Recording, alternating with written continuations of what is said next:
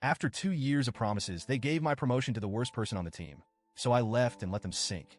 I've been working at this marketing company as a graphic designer for about 3 or 4 years.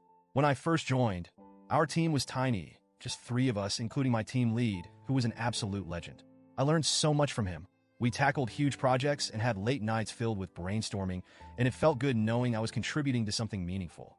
As we grew, I quickly became the go-to person on the team.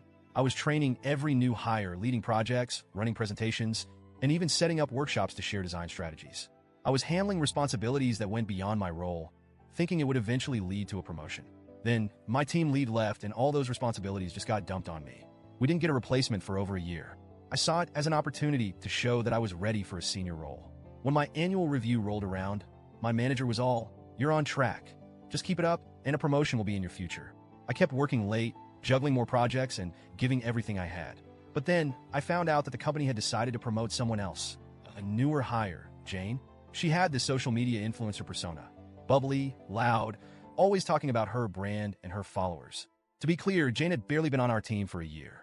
Her Instagram and TikTok were full of day in the life of a designer posts, featuring fancy coffee, aesthetic office selfies, and captions about #hustle life. But her work ethic was questionable at best. She'd hand off half-finished projects to me, saying, "I'm just so busy with my followers. Can you finish this up?" And she wasn't kidding. She had a decent following online. Her content was all about her corporate journey, but she spent more time curating her social feed than doing actual design work. I'd often find her snapping selfies or posting stories about her busy day while I was fixing her mistakes. But somehow, management loved her. She'd sweet-talk them, constantly dropping numbers about her social engagement and how much attention her personal brand brought to the company. They ate it up.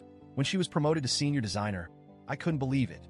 Jane didn't understand the basics of our workflows, didn't know how to work with stakeholders, and barely managed her own projects without help.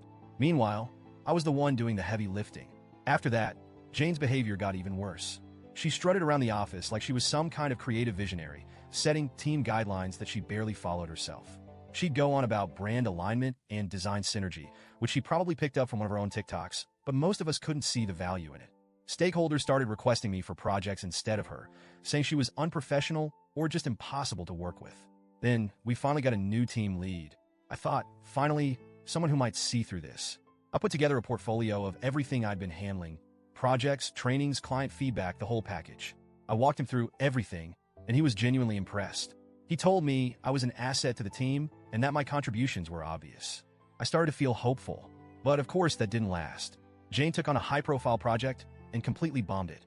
Somehow, her mess ended up affecting me too, since I had to step in and fix it. When she realized I had corrected her work, she stormed into the office and confronted me. She actually yelled, saying I'd embarrassed her in front of the client. I kept my cool and explained that I was just following the guidelines that she'd ignored. Our team lead intervened and admitted I was right, but he seemed too intimidated by her to really call her out. After all, she had influence. She could drag him on social media if she wanted to. Then my next annual review came up, and I still had a shred of hope that they'd recognize my work.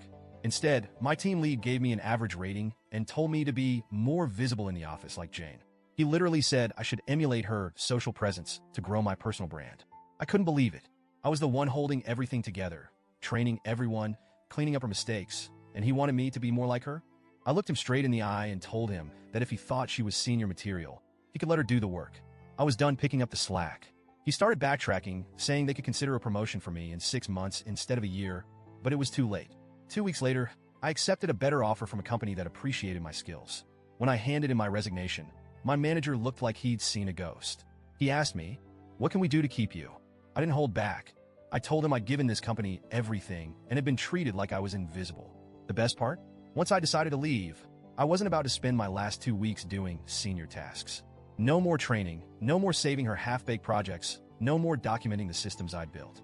About 60% of our processes were things I'd set up myself, and I knew they'd be in chaos once I left. The manager must have realized it too, because he kept coming to my desk, asking me to just write down a few guidelines. Every time, I'd remind him that he'd chosen not to promote me, so my expertise wasn't his to ask for. On my last day, as I handed him my badge, I felt like I was finally free. Jane may still be posting corporate hustle selfies, but I don't have to pretend to respect it anymore. And now, I'm at a job where my work is actually appreciated. Looking back, I hope my old manager learned a lesson. Maybe he'll realize what happens when you ignore someone's loyalty and hard work in favor of a social media persona. If not, well, it's not my problem anymore.